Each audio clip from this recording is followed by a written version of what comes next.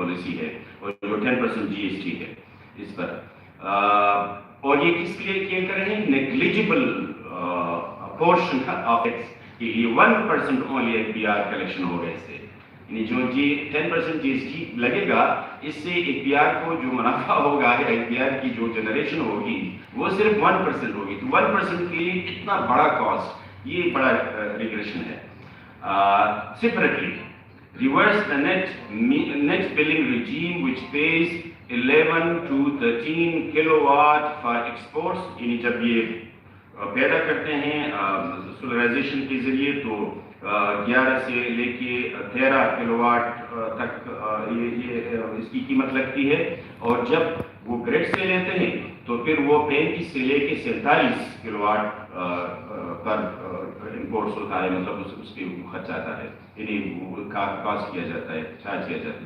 This structure raises small and medium enterprise cost from 20% to 40%. Keep this in mind, और इससे जितने भी असरात होंगे वो भी ध्यान में रखें। Extending payback periods and risking grid exit, grid से फिर लोग निकलना शुरू कर देते हैं, और utility death actually होता है, utility death spiral आ जाता है। Reinstate previous net metering framework and use dynamic pricing for with incentives for evening exports. Evening exports के लिए वो इंट्रोड्यूस करेगा process. Number 3, freeze fossil and risky hydropower expansion is very important. Halt all new fossil fuel infrastructure and large hydropower investments and cancel plant capacity additions that lock in poor capacity, stranded assets and environmental harm. इसमें उसको इन 3 चीजों में हमें lock in कर देते हैं, और lock in होते आ रहे हैं, ट्रैप होते आ रहे हैं।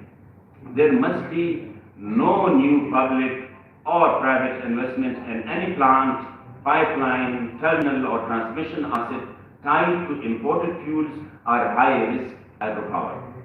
While the removal of 7 gigawatt from the draft Indicative Generation Capacity Expansion Plan (IGCP) is welcome. This is welcome. We welcome it. 5.7 gigawatt still fails the least cost test, and cancelling it could free over $11 billion for redeployment. The misuse of strategic quote-unquote strategic committed project category to advance costly and ecologically harmful projects must end. All public spending and sovereign guarantees should be redirected to renewables and storage as a priority. Number 4, cancel legacy fossil fuel contracts. This is also very important. Cancel onerous independent power producers contracts, repurpose state-owned fossil plants and convert their licenses to serve essential grid stability functions rather than power generation. Up to 60% of Pakistan's massive 1.8 trillion rupees capacity payments for the fiscal year 2024-2025 are attributable to fossil fuel plants spanning IPPs, public RNG units and imported coal projects.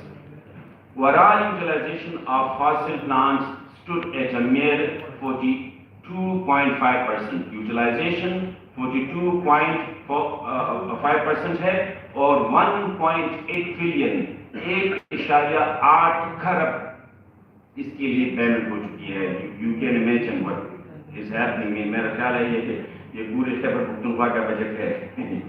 It's like that. Anyway, a number of these plants run on exploitative, dollarized PPAs, power purchase agreements, some of which have yielded excess profits exceeding 400 billion in the past.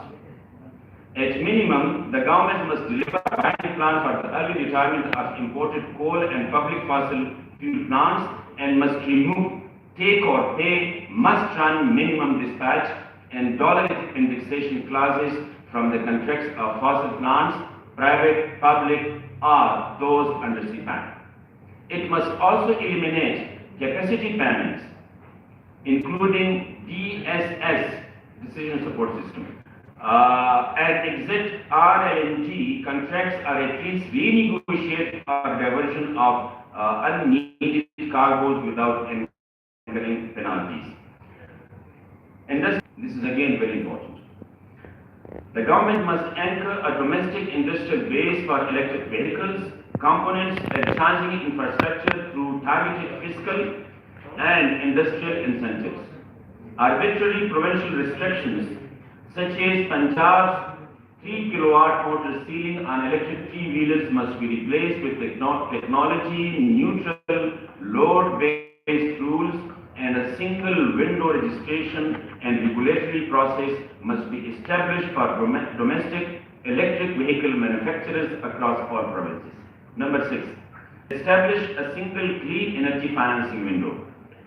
Subsidies and concessional financing for rooftop solar kits, electric vehicles, presumer storage, and utility-scale BSS must be consolidated into a State Bank of Pakistan-led facility accessible to households, SMEs, farmers, and developers.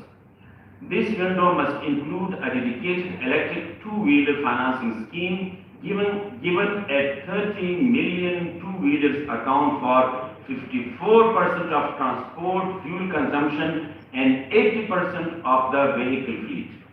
A two-wheeler. This is again very important. Number 7, reform the Petroleum Development Levy, PDL. The PDL must be reduced to, हमारा demand ये है, the PDL must be reduced to 50 rupees per liter, not more than this. A minimum यानी ये बहरान से आमदनी कमाने का जो है हमारा वो खत्म होना चाहिए. A minimum 50% of all PDL revenue must be reinforced and channeled into the rollout of electric vehicle charging infrastructure, public transport, and the electrification of vehicles. Further, the Ministry of Energy must direct distribution companies to introduce dedicated electric vehicle charging tariff categories and to integrate electric vehicle load and solar generation profiles, including the duck curve mismatch between daytime, जो ऊपर जाता है solarization generation, or in the evening demand into